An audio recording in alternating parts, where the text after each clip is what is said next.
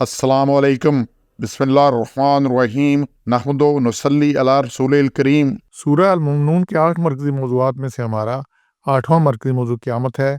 इसके 6 ज़िमनी मौज़ूआत हैं, जिसमें से 5वां एक बाली मुजरम जहन्नम देखकर अपनी बदबख्ती गुमराही का इकरार करेंगे। 106 में है।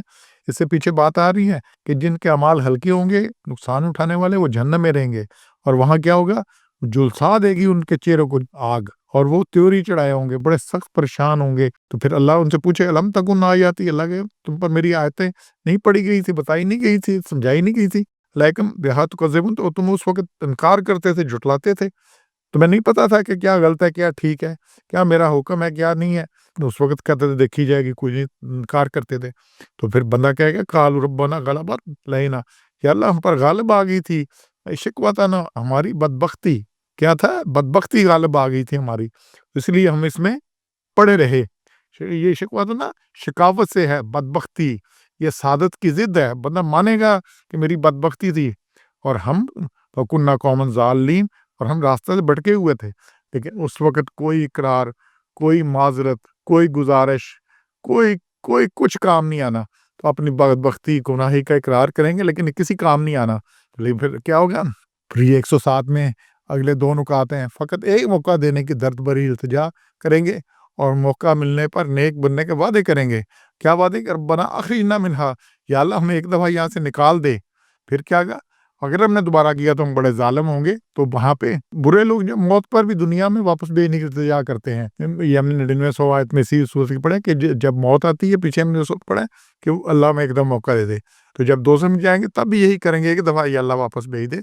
अगर हम करें दोबारा, बड़े ज़ालिम लोग होंगे। और ये इसीलिए कुरान खुला पड़ा है। जो मौत के वक़्त पे इल्तिजा करनी है, गुज़ारिश करनी है, जो किसी ने नहीं सुननी, और क़यामत में भी किसी ने नहीं सुननी, इस वक़्त अल्लाह कह रहा है ये कुछ होना है। यार अभी बंदे बन जाओ, अभी समझ जाओ, अभी ठीक हो जाओ, अभी अपने आप को इस्लाह कर लो। जो अल्लाह का हक गस्ब किया है, खराबी की है, उसके तौबा करो, और उसकी माफ़ी मांगो। और जो लोगों उनके हक गस्ब किए हैं, वो क्या करो, तलाफ़ी करो, उसकी वापस करो, उनसे निपटो करो। ये माफ़ी है या तलाफ़ी है? नहीं तो ये सारा कुछ होना है। तो ये 107 में बात आ रही है। फिर 108 में बड़ी सख्त बात आ रही है, काल हसूआ फ़ीहा वला तुकल्लिमून, तुम पर फटकार है। हसार कहते हैं ये है दुत्कारना, जैसे कुत्ते को दुत्कारा जाता है, उसको इकसा कहते हैं, कुत्ते को दुत्कारने को। दफ़ा करना, दूर करना, हकीर और ज़लील समझ कर दुत्कार देना। वही तुकल्लिमून, उनसे बात ही ना करो। तो अल्लाह ने कहना कलाम ही ना करो। तो ये इतनी सख्त बात आ रही है, तो किसी ने नहीं सुननी। तो ये 108 में अल्लाह ताला की फटकार पड़ेगी और अल्लाह ताला इनकी बात भी नहीं सुनेगा। अब ये सारा कुछ होना है, तो तमाम गुज़ारिशात, तमाम फरियादें रद्द कर दी जाएंगी, उल्टा दुत्कार दिया जाएगा और जहन्नम मुकद्दर बनेगा। तो ये सारी चीज़ें इसलिए मैं गुज़ारिश करता हूँ, कुरान में इसने सारा पर्चा, सारे सवालों के जवाब, उससे अच्छा नतीजा है, अच्छा जवाब है, सही जवाब है, वो बता दी जवाब क्या है, उस पे क्या इनाम मिलना है, गलत जवाब है तो उस पे क्या सज़ा मिलनी बता दी। अब ये इस आयत में क्या मसला है किसी को कि सब कुछ होना है, तो आज अपनी सलाह करने भी कर लें, पता नहीं इसके बाद हमारे पास कितना वक़्त है। तो फिर वहाँ पे कोई माफ़ी, कोई तलाफ़ी, कोई कुछ नहीं है।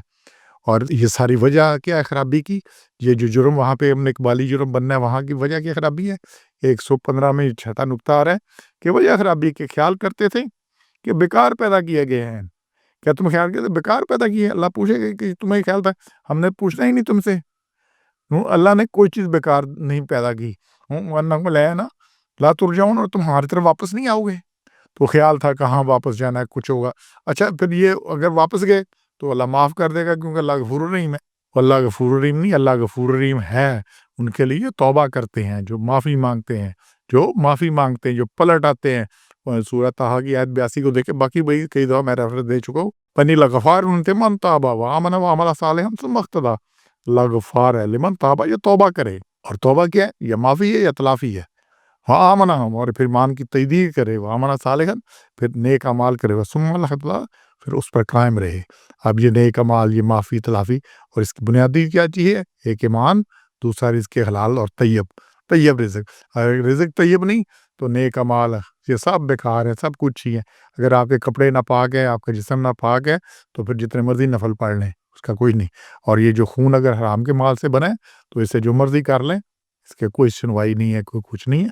इसलिए हमने अपनी इस्लाह करनी है, बाद में मानने से कुछ नहीं होना।